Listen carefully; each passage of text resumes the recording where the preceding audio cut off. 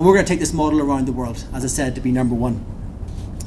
The interesting one I want to focus on a little bit here is the UAE in Dubai, because talking about mindsets, the mindsets in that place is the capital of mindsets. I mean, it's got the biggest, tallest, widest, everything, but literally from a dusty, dirty emirate, which had no money, back only, same age as me, but it's 3 years older, so they're 44 years old as a country. And when they found their very first drop of oil, the founding father of the country, Sheikh Zayed, who's now passed away, he put it straight into infrastructure education in the country. Didn't take it out for himself, put it back into the country. And what they've done is amazing.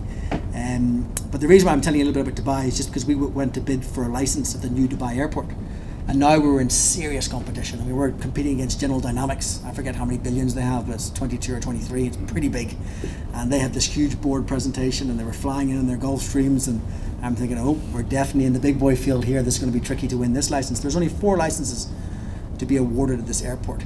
Now, to put that in perspective, the current airport for the first half of 2014, with a little bit of a runway closure for resurfacing, trounced Heathrow as the world's busiest international airport. So Heathrow's dead, Dubai's on the way up. They're now building this new, what they call Aerotropolis, 5 runways, capacity of 160 million passengers. I mean, if you go out there, it's just outrageous to believe. But we secured one of those licenses to operate there. And it was fascinating when I got to meet His Highness, who basically owns Emirates Airline and runs aviation in the Emirate and runs the ports and the banks.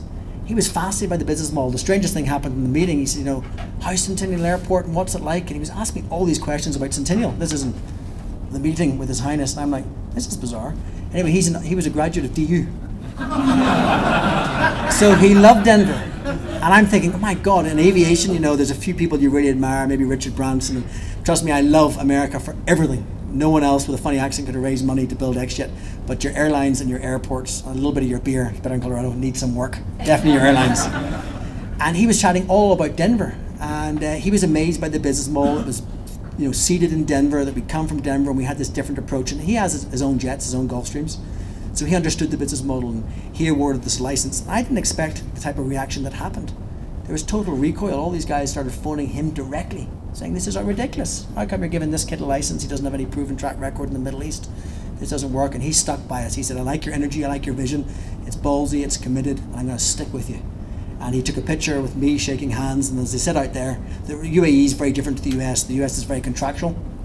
The UAE is very much about the relationship. So the picture is almost worth more than any contract, because you don't want to get into the legal system out there. But we secured that license, which I think validates the type of business model we have.